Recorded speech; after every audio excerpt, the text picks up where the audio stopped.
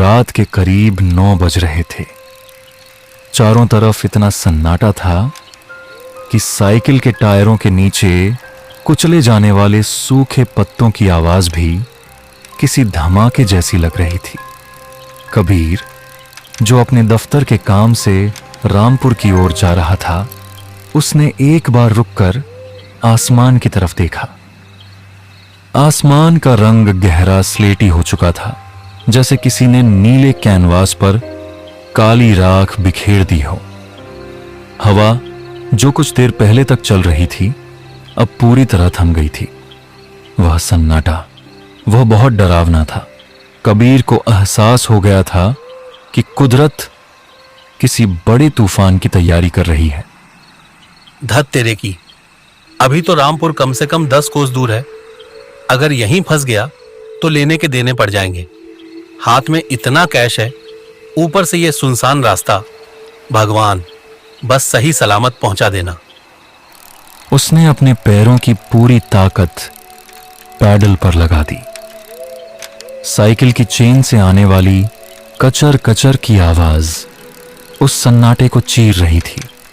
तभी अचानक बिजली कड़की। एक पल के लिए पूरा आसमान दूधिया रोशनी से नहा गया और अगले ही पल मूसलधार बारिश शुरू हो गई। बारिश इतनी तेज थी कि सामने का रास्ता किसी सफेद चादर के पीछे छिप गया। कबीर की आंखों में पानी चुभने लगा। उसे सामने एक विशाल पुराना बरगद का पेड़ दिखाई दिया।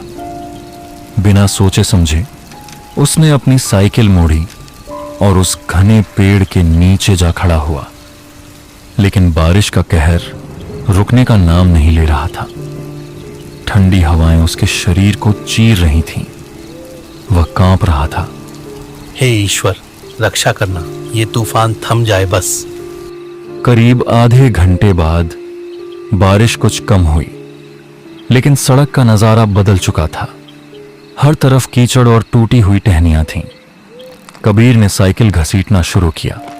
चलते चलते उसे एहसास हुआ कि जिस रास्ते पर वह है, वहां बिजली के खंभे नहीं हैं।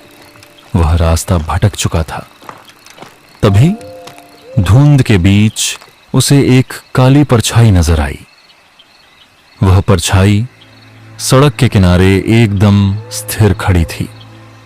कौन है वहां? परछाई हिली। धीरे धीरे एक आदमी रोशनी के घेरे में आया।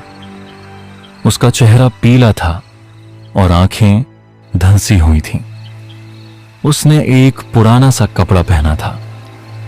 लगता है परदेसी हो बाबू, रास्ता भटक गए हो क्या? जी, मुझे रामपुर जाना था, पर समझ नहीं आ रहा मैं कहां आ गया हूं। रामपुर? बाबू, उस रास्ते पर तो 2.5 क्विंटल का पेड़ गिर गया है। रास्ता पूरी तरह बंद है। अब तो कल सुबह से पहले वहां कोई परिंदा भी नहीं जा पाएगा। अब मैं क्या करूंगा? इतनी रात को कहां जाऊंगा? फिक्र मत करो, यहीं पीछे मेरा घर है और आगे मेरी छोटी सी चाय की दुकान। आइए, फिर से बारिश शुरू होने वाली है। कम से कम सिर ढकने की जगह तो मिल जाएगी। कबीर के पास कोई चारा नहीं था। वह उस अनजान आदमी के पीछे पीछे चल दिया। चलते वक्त कबीर को एक अजीब सी गंध आई, जैसे कहीं कुछ जल रहा हो, मांस या कपड़ा। वह समझ नहीं पाया। थोड़ी दूर चलते ही एक पुराना पेड़ दिखाई दिया। उसके ठीक नीचे एक कच्ची झोपड़ी थी। झोपड़ी के पीछे एक छोटा सा मकान था। दुकान के बाहर एक पुरानी लालटेन जल रही थी, जिसकी लौ अजीब तरह से स्थिर थी, मानो हवा का उस पर कोई असर ही ना हो। पधारिए बाबूजी, यही मेरी छोटी सी दुनिया है। बैठिए, मैं आपके लिए गर्मा गर्म चाय बनाता हूं। कबीर एक लकड़ी के स्टूल पर बैठ गया। उसने गौर किया कि दुकान में चाय बनाने का सामान तो है, पर सब कुछ बहुत पुराना और धूल से भरा लग रहा था। माधव भाई, इतनी सुनसान जगह पर आपकी दुकान चलती कैसे है? यहाँ आता कौन है? पहले यहाँ बसें रुकती थीं बाबू, बहुत रौनक रहती थी। पर अब बस आप जैसे मुसाफिर कभी कभार आ जाते हैं। माधव ने चाय का गिलास कबीर की ओर बढ़ाया। कबीर ने जैसे ही गिलास पकड़ा, उसे माधव की उंगलियां बर्फ जैसी ठंडी लगीं। कबीर के अंदर एक बार फिर सिहरन दौड़ गई। लेकिन कबीर फिर भी दुकान के भीतर रखे लकड़ी के बेंच पर बैठा था। बाहर फिर से बादलों ने गर्जना शुरू कर दी थी। हवाएं अब झोपड़ी की कच्ची छत को हिला रही थीं, जिससे एक अजीब सी चरमराने की आवाज आ रही थी। माधव चूल्हे के पास खड़ा था। आग की मध्यम रोशनी उसके चेहरे पर पड़ रही थी, जिससे उसकी परछाई दीवार पर किसी दैत्य की तरह लंबी और डरावनी दिख रही थी। कबीर का ध्यान बार बार उस लालटेन की ओर जा रहा था, जिसकी लौ बाहर चल रहे तूफान के बावजूद पत्थर की तरह थमी हुई थी। माधव भाई, मौसम तो बहुत खराब है। क्या मुझे यहाँ रुकने में कोई परेशानी तो नहीं होगी? मेरा मतलब है, आपकी पत्नी या परिवार। परेशानी नहीं बाबूजी, मेहमान तो भगवान का रूप होता है। रही बात परिवार की, तो मेरी पत्नी तारा यहीं है। वो बस थोड़ी शर्मीली है। वो अभी आपके ठहरने का इंतजाम कर देगी। अचानक झोपड़ी के पास एक औरत की परछाई उभरी। वह तारा थी। उसने अपने सिर पर पल्लू को इतना नीचे खींच रखा था कि उसका चेहरा पूरी तरह ढका हुआ था। वह एक कोने में जाकर खड़ी हो गई। तारा, बाबूजी के लिए बिस्तर लगा दो। आज रात ये यहीं रुकेंगे। तारा ने कोई जवाब नहीं दिया। वह बस धीरे से मुड़ी और जमीन पर एक पुरानी दरी बिछा दी। उसके हिलने डुलने का तरीका बहुत अजीब था, जैसे उसके शरीर में हड्डियां ही ना हों। जब वो बिस्तर बिछाकर जाने लगी, तो तेज हवा के एक झोंके ने उसके पल्लू को थोड़ा सा खिसका दिया। कबीर की नजर उसकी गर्दन पर पड़ी। वहां एक गहरा काला निशान था, जैसे किसी ने वार किया हो। कबीर के हलक से चीख निकलते निकलते रह गई। उसने डर के मारे अपनी आंखें बंद कर लीं। क्या हुआ बाबू? आप कांप क्यों रहे हैं? ठंड लग रही है क्या? नहीं, बस थकान है। मैं लेटना चाहता हूँ। रात गहराती जा रही थी। कबीर बिस्तर पर लेटा था, लेकिन उसकी नींद उड़ चुकी थी। झोपड़ी के बाहर पेड़ पर बैठा एक उल्लू रह रहकर डरावनी आवाजें निकाल रहा था। तभी कबीर को लगा कि कोई उसे पुकार रहा है। एक सुबकने की आवाज, रोने की आवाज। उसने धीरे से अपनी आंखें खोली। जो उसने देखा, उसे देखकर उसका दिल बैठने लगा। झोपड़ी की छत से एक परछाई लटक रही थी।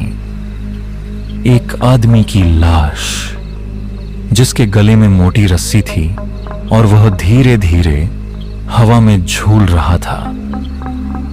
लाश के पैर कबीर के चेहरे से बस कुछ ही इंच ऊपर थे। बचाओ माधव भाई, देखो वहां क्या है। कबीर हड़बड़ाकर उठा और बाहर की ओर भागा। बाहर आंगन में माधव एक टूटे हुए मचान पर बैठा था। वह बहुत शांत था, जैसे उसे कुछ सुनाई ही न दिया हो। क्या हुआ बाबू? कोई बुरा सपना देख लिया क्या? इस उम्र में अक्सर मन भटक जाता है। वहां अंदर कोई लटका हुआ है। मैंने अपनी आंखों से देखा। वहां कोई नहीं है बाबू। बैठिए मेरे पास। रात अभी बहुत लंबी है। नींद नहीं आ रही तो चलिए, मैं आपको एक कहानी सुनाता हूं। यह कहानी इस दुकान की है और उस खौफनाक रात की जिसने सब कुछ राख कर दिया। माधव ने आसमान की ओर देखा और कहानी सुनानी शुरू की। 3 साल पहले यहां एक हंसता खेलता परिवार रहता था। चाय की दुकान अच्छी चलती थी। माधव अपनी पत्नी तारा से बहुत प्यार करता था। तारा इतनी सुंदर थी कि पूरे इलाके में उसकी चर्चा थी। लेकिन सुंदरता ही कभी कभी श्राप बन जाती है। गांव का एक अमीर और रसूखदार आदमी विक्रम अक्सर यहां आता था। उसकी नजर तारा पर थी। माधव सीधा साधा था, उसे कुछ समझ नहीं आता था। एक रात जब माधव शहर सामान लेने गया था, तभी तूफान आया, बिल्कुल आज जैसा ही। माधव जल्दी लौट आया क्योंकि उसे तारा की फिक्र थी। जब वो घर पहुंचा तो उसने देखा कि विक्रम अंदर था। तारा रो रही थी। माधव का खून खौल उठा। गुस्से में उसने पास पड़ी कुल्हाड़ी उठा ली और उस रात उस झोपड़ी में 3 लाशें गिरी थीं। पहले माधव ने गुस्से में तारा पर वार किया, फिर उसने विक्रम को मौत के घाट उतारा। और जब उसे एहसास हुआ कि उसने क्या कर दिया है, तो उसने उसी के बीचों बीच रस्सी का फंदा बनाया और खुद को फांसी लगा ली। कहानी खत्म होते ही अचानक हवा बंद हो गई। कबीर का शरीर पसीने से भीग चुका था। उसे एहसास हुआ कि जो आदमी उसके सामने बैठा है, उसकी परछाई जमीन पर नहीं बन रही थी। तो तुम कौन हो? मैं वही माधव हूं बाबू, जो 3 साल से यहां किसी मुसाफिर का इंतजार कर रहा है ताकि मेरी कहानी कोई सुन सके। कबीर पीछे की ओर हटा, लेकिन उसका पैर किसी चीज से टकराया। उसने नीचे देखा। वहां उसका बैग पड़ा था, जो पूरी तरह से खून में सना हुआ था। तभी पीछे से तारा की आवाज आई। बाबूजी, आपने मेरा चेहरा नहीं देखा? जैसे ही कबीर पीछे मुड़ा, तारा ने अपना पल्लू हटा दिया। उसका चेहरा आधा जला हुआ था और गर्दन से अब भी खून बह रहा था। कबीर की आंखों के सामने अंधेरा छा गया और वह वहीं बेहोश होकर गिर पड़ा। सूरज की पहली किरण के साथ कबीर की आंखें खुलीं। वह सड़क के किनारे पड़ा था। सामने न कोई मकान था, न कोई दुकान।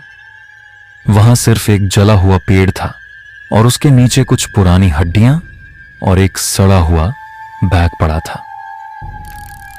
कबीर ने अपनी साइकिल उठाई और बिना पीछे देखे वहां से भाग खड़ा हुआ। लेकिन आज भी जब कभी बारिश होती है और बिजली कड़कती है, उसे अपने कानों में वही घुंघरुओं की छन छन सुनाई देती है। तो दोस्तों, क्या वह सिर्फ एक भ्रम था या उन रूहों की पुकार? कमेंट में जरूर बताएं।